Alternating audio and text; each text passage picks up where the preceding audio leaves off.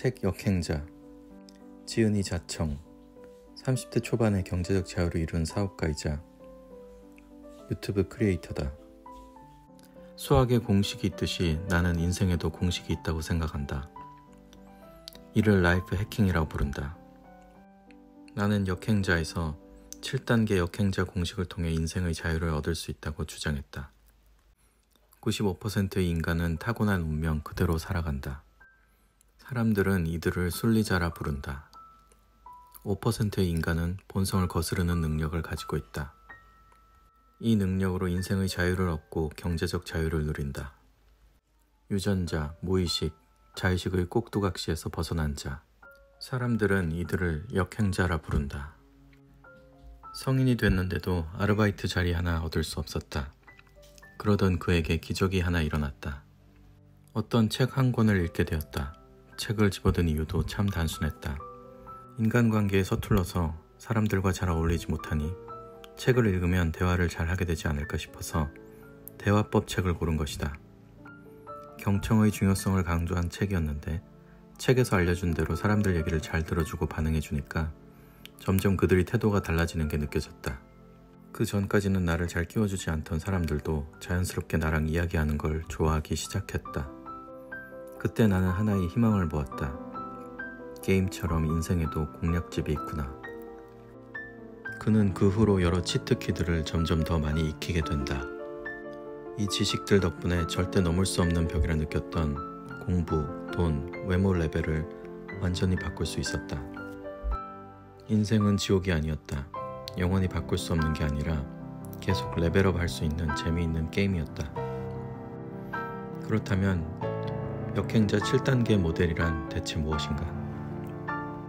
1단계 자의식 해체, 2단계 정체성 만들기, 3단계 유전자 오작동 극복, 4단계 뇌 자동화, 5단계 역행자의 지식, 6단계 경제적 자유를 얻는 구체적 루트, 7단계 역행자의 쳇바퀴. 1단계 자의식 해체. 자의식은 인간에게 필수 불가결하게 존재한다. 유전자, 무의식, 자의식의 명령을 역행하지 못하면 수많은 판단 오류를 저지르며 결국 인생을 망쳐버린다. 우선 이 세 개의 꼭두각시 줄을 끊어내야만 한다. 이 세 개의 줄을 끊어내 인생의 자유를 얻은 사람을 나는 역행자라 부른다.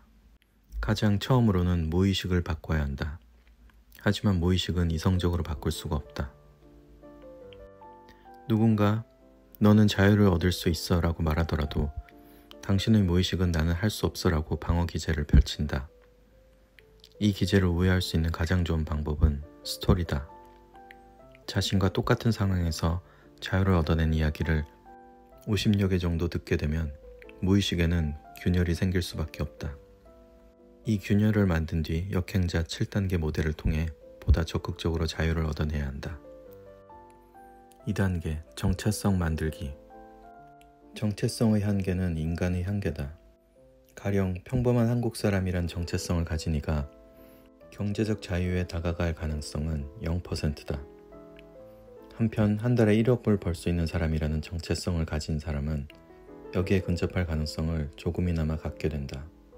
이는 자신의 정체성을 마음대로 조정할 수 있다면 대단한 노력 없이도 목표에 도달할 수 있다는 뜻이다. 3단계 유전자 오작동 극복.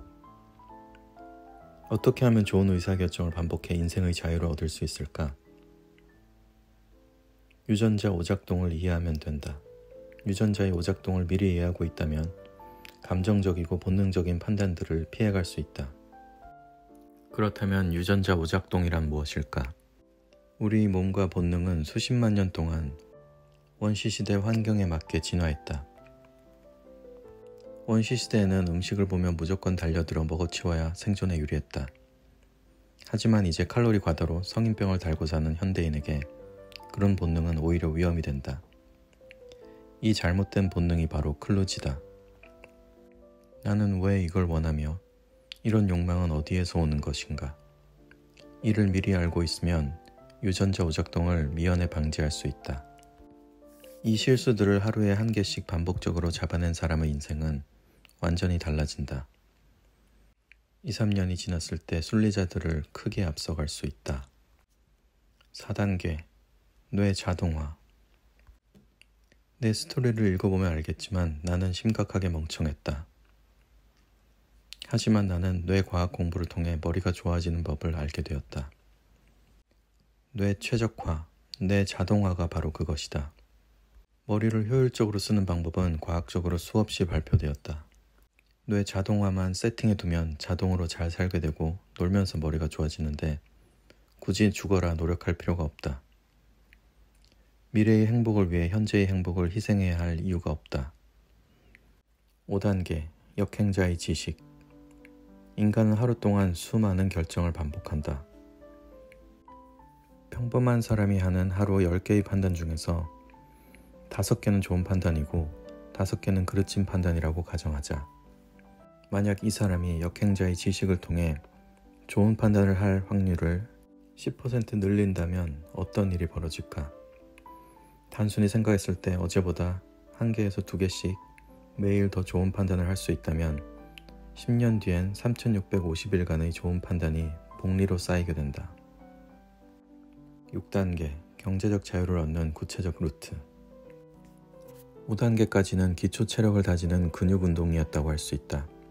복근, 허벅지, 팔, 허리 등 모든 부위에 근육이 잡혀있기 때문에 어떤 운동을 시작하더라도 빨리 좋은 결과를 낼 수 있다.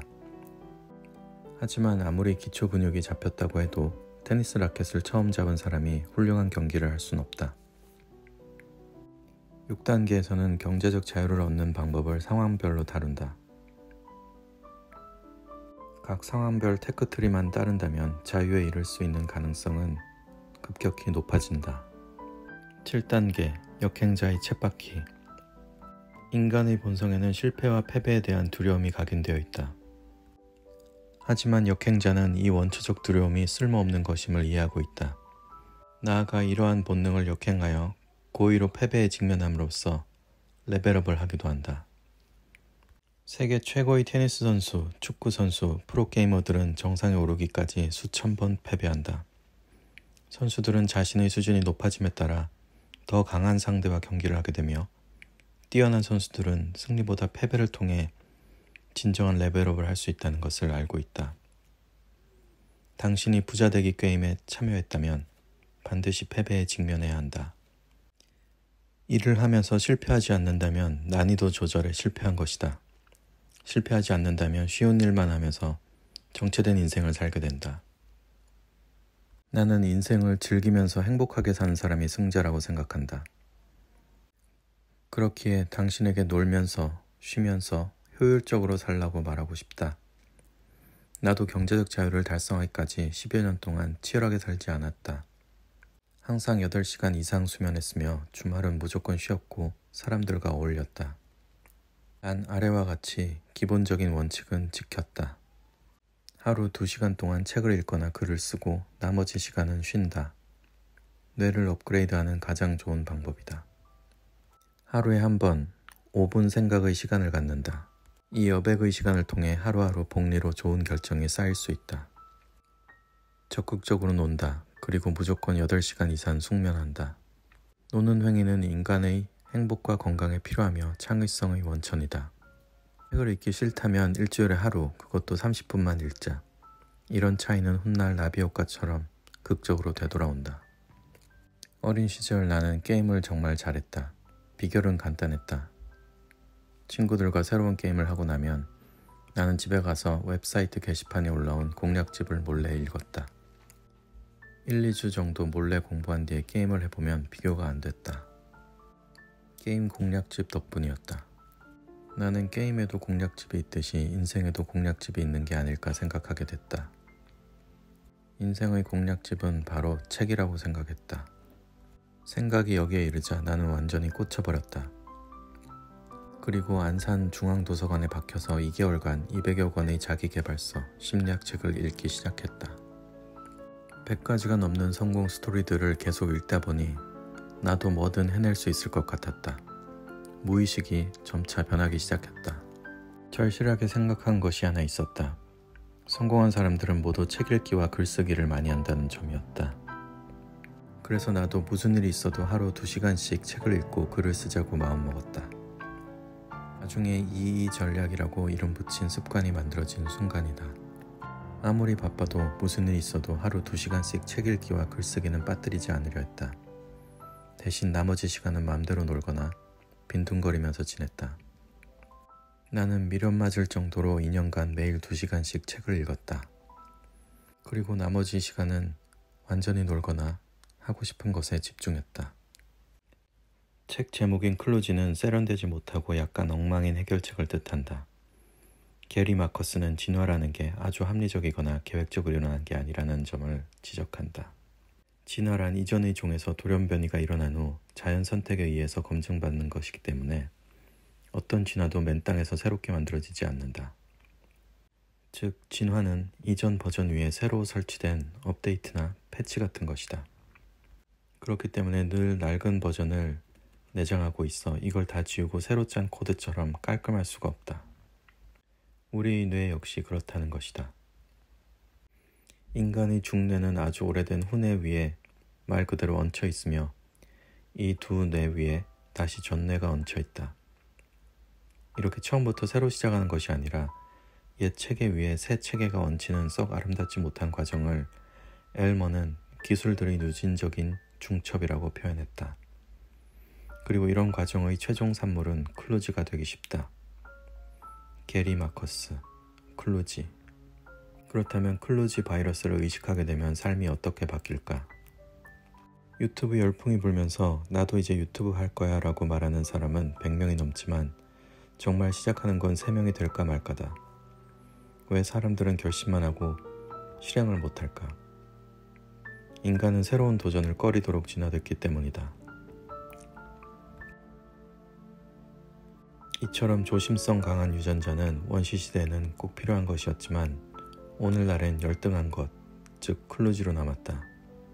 과거엔 새로운 도전이 생존과 직결됐지만 지금은 그렇지 않다. 유튜브나 블로그 그리고 새로운 플랫폼에 도전한다 실패해도 죽지 않는다. 새로운 것을 배울 때 거부감이 든다면 이건 유전자 오작동이야 라고 생각하며 스스로의 뺨을 때린 후에 나의 길을 걸어가야 한다. 역행자가 되어야 한다. 뇌 최적화는 책 읽기나 글쓰기로 뇌 근육을 키우는 것을 뜻한다. 두뇌가 한번 최적화를 끝내면 평생 자연스럽게 지능이 발달한다.